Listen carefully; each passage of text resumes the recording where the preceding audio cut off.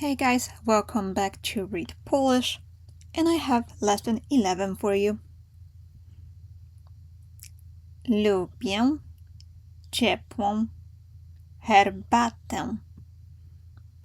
Lubię ciepłą herbatę. Lubię ciepłą herbatę. Mama gotuje obiad. Mama gotuje obiad. Mama gotuje obiad. Tata pracuje w domu.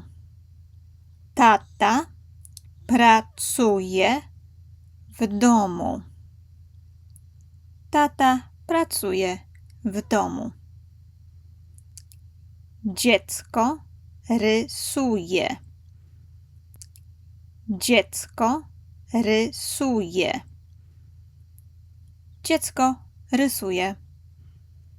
Great job reading today.